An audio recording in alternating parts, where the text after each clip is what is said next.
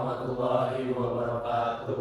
Kami dari kelompok 5 akan mempresentasikan materi yang berjudul pemanfaatan kulit tikus sebagai bahan kerajinan dan pupuk ramah lingkungan di ekosistem lahan basah. Sebelum memasuki presentasi, perkenalkan nama saya Masyur Rahmatullah. Maka nama saya Ahmad Fadil Saini. Perkenalkan nama saya Davi Supartiko. Perkenalkan nama saya Ahmad Yansa. Perkenalkan nama saya Muhammad Mustahila. Baik, masuk ke pembahasan topik yang kami pilih karena burung tikus itu merupakan salah satu sumber daya alam yang banyak ditemukan di wilayah lahan basah Indonesia, khususnya Kalimantan. Selama ini, tanaman tersebut lebih dikenal sebagai bahan kerajinan tradisional, padahal sebenarnya memiliki potensi yang lebih luas, termasuk sebagai bahan baku pulp yang dapat menjadi alternatif ramah lingkungan pengganti kayu. Melalui presentasi ini, kami akan menjelaskan mengenai karakteristik burung tikus, pemanfaatannya dalam berbagai bidang, serta dampak yang dapat diberikan bagi lingkungan, ekonomi, dan masyarakat. Pada kesempatan ini saya akan menjelaskan latar belakang mengapa burung tikus menarik untuk dibahas. Indonesia dikenal sebagai negara yang memiliki wilayah lahan basah yang sangat luas. Ekosistem ini menyimpan banyak sumber daya alam yang dapat dimanfaatkan secara berkelanjutan. Salah satu tumbuhan yang tumbuh alami di kawasan rawa adalah burung tikus. Meskipun jumlahnya melimpah, pemanfaatannya masih belum optimal. Banyak masyarakat yang hanya memanfaatkannya untuk kebutuhan tertentu. Padahal tanaman ini memiliki nilai ekonomi dan potensi industri yang cukup besar. Burung tikus merupakan sumber daya lokal yang banyak ditemukan di daerah rawa dan lahan basah Indonesia. Keberadaannya sangat mudah dijumpai, terutama di wilayah Kalimantan dan Sumatera. Tanaman ini memiliki nilai ekonomi karena dapat diolah menjadi berbagai produk kerajinan yang memiliki nilai jual. Selain itu, burung tikus juga memiliki kandungan serat yang berpotensi dimanfaatkan sebagai bahan baku pulp untuk pembuatan kertas. Di tengah meningkatnya kebutuhan bahan baku industri dan pentingnya menjaga kelestarian hutan, pemanfaatan burung tikus menjadi alternatif yang menarik.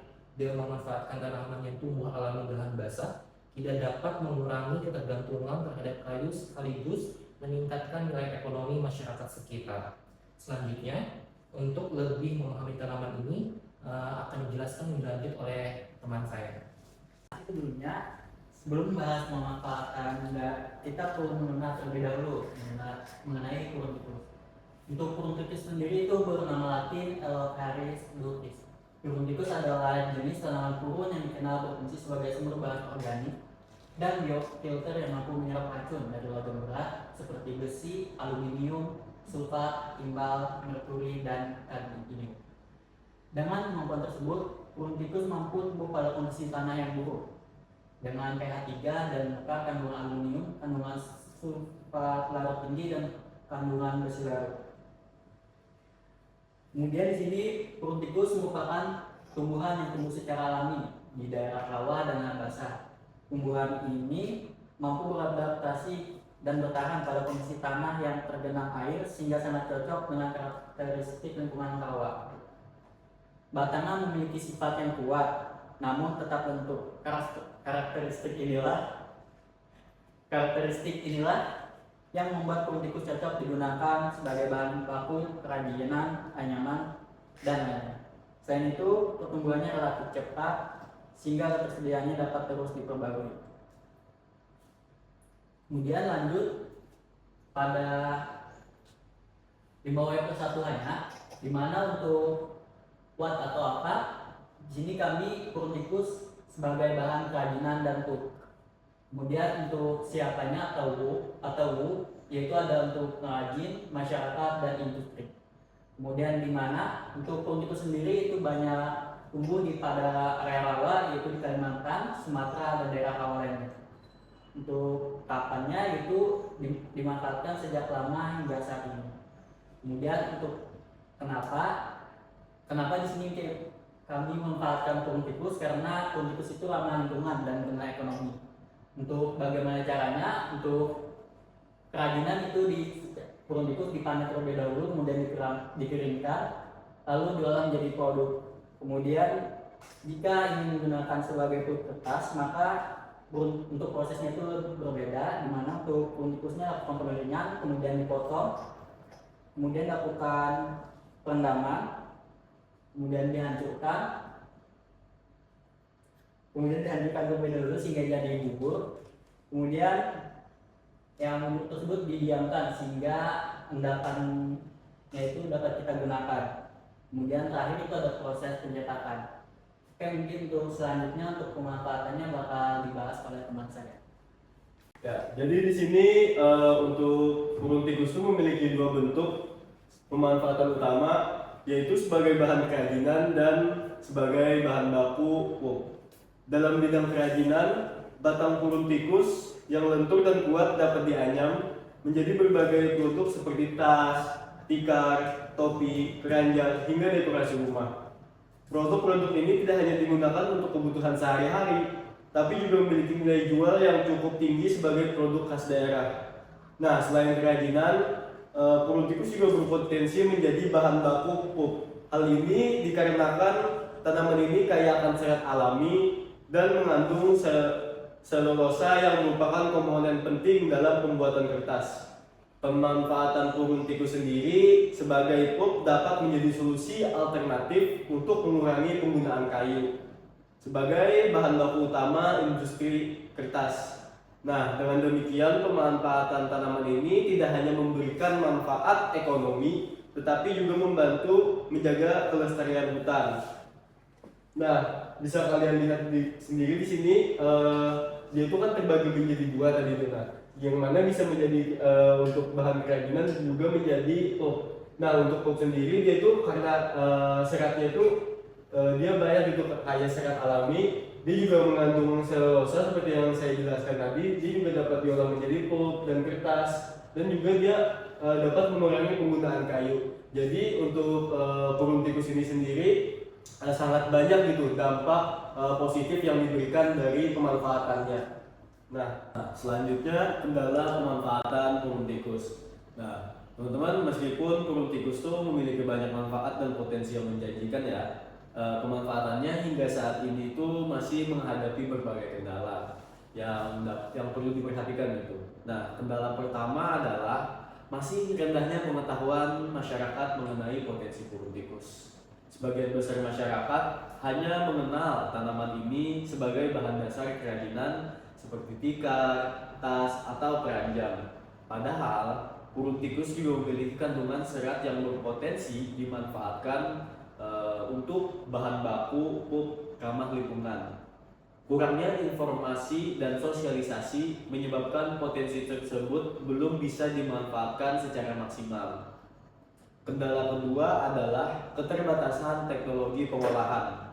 Untuk mengubah burung tikus menjadi pulp itu sendiri yang dapat digunakan dalam industri kertas, diperlukan proses pengolahan yang cukup kompleks nih, dan membutuhkan peralatan tertentu.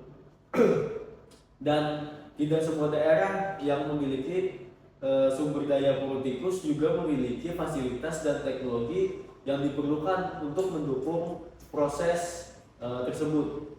Akibatnya nih, pemanfaatan burung tikus masih didominasi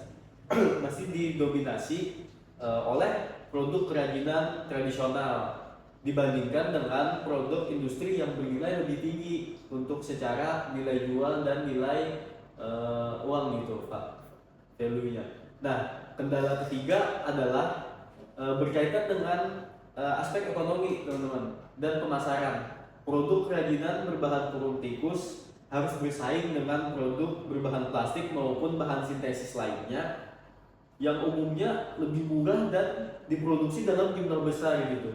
Jadi kondisi ini yang membuat para pengrajin harus terus berinovasi dalam mendesain kualitas dan strategi pemasaran agar produk mereka itu tetap diminati gitu oleh masyarakat. Selain itu, regenerasi pengrajin juga jadi isu. Saat ini tidak semua generasi muda tertarik untuk melanjutkan keterampilan tersebut.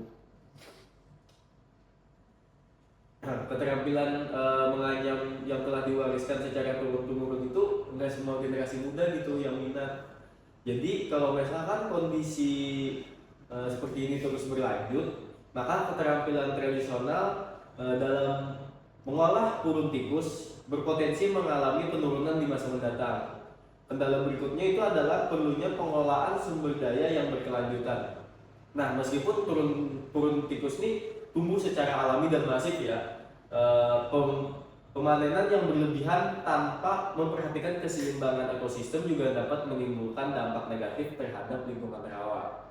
Oleh karena itu, pemanfaatannya itu harus dilakukan secara bijaksana dengan tetap memperhatikan aspek konservasi lingkungan. Selain faktor lingkungan, masih terbatasnya penelitian dan pengembangan juga menjadi hambatan dalam pengoptimalan pemanfaatan burung tikus. Penelitian yang lebih mendalam diperlukan untuk mengetahui teknik pengolahan yang lebih efisien, meningkatkan kualitas pulp yang dihasilkan, serta menemukan inovasi produk baru yang memiliki nilai ekonomi tinggi. Nah, dari berbagai kendala tersebut dapat disimpulkan nih bahwa tantangan utama dalam pemanfaatan burung tikus itu bukan cuma terletak pada ketersediaan bahan bakunya, namun juga pada bagaimana meningkatkan teknologi pengolahan, memperluas pemasaran, meningkatkan minat masyarakat, serta mengembangkan penelitian yang mendukung pemanfaatannya secara berkelanjutan. Nah, dengan adanya kerjasama antara masyarakat, pemerintah, akademisi, dan pelaku industri, diharapkan gitu berbagai kendala tersebut dapat diatasi sehingga burung tikus dapat menjadi sumber daya lokal yang memberikan manfaat lebih besar bagi lingkungan maupun perekonomian masyarakat. Selanjutnya ada kajian biologi dan kimia. Jika dilihat dari aspek biologinya, burung tikus merupakan tumbuhan khas-lahan basah yang memiliki peran penting dalam menjaga keseimbangan ekosistem rawa. Keberadaannya membantu menjaga kestabilan tanah rawa, mengurangi erosi, dan mendukung ekosistem lahan basah. Sementara itu, dari aspek kimia, burung tikus mengandung beberapa komponen utama seperti selulosa, hemiselulosa, dan lignin. Kandungan selulosa inilah yang membuat tanaman ini berpotensi dimanfaatkan sebagai bahan baku pulp dan kertas. Semakin tinggi kandungan selulosa suatu bahan, maka semakin baik potensinya untuk dijadikan bahan baku pulp. Oleh karena itu, burung tikus memiliki peluang yang cukup besar untuk dikembangkan lebih lanjut dalam industri berbasis serat alami.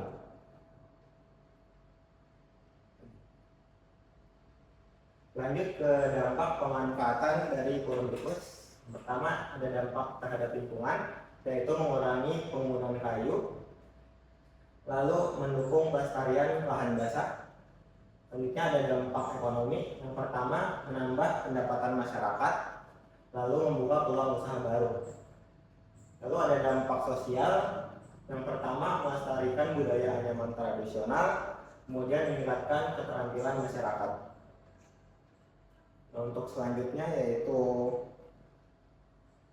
kesimpulan akan dibahas oleh teman saya. Terima kasih sebelumnya. Saya akan membacakan kesimpulan dari materi yang kami bahas, di mana berdasarkan pembahasan yang telah kami sampaikan dapat disimpulkan bahwa burung tikus merupakan sumber daya lahan basah yang memiliki banyak manfaat dan potensi untuk dikembangkan lebih lanjut. Selain dimanfaatkan sebagai bahan kerajinan, burung tikus juga berpotensi untuk menjadi bahan baku pulp yang ramah lingkungan karena kandungan serat dan selulosanya. Pemanfaatan tanaman ini dapat memberikan manfaat yang luas, mulai dari menjaga lingkungan, meningkatkan perekonomian masyarakat, hingga melestarikan budaya lokal. Oleh karena itu, pengelolaan dan pemanfaatan burung tikus secara berkelanjutan perlu terus didorong agar masyarakat dapat merasakan efeknya dalam jangka panjang. Demikianlah presentasi yang dapat kami sampaikan. Semoga apa yang kami bawa hari ini dapat berguna bagi teman-teman yang di masa yang akan mendatang. Baik, sekian materi presentasi dari kami. Mohon maaf apabila ada kesalahan. Wassalamualaikum warahmatullahi wabarakatuh.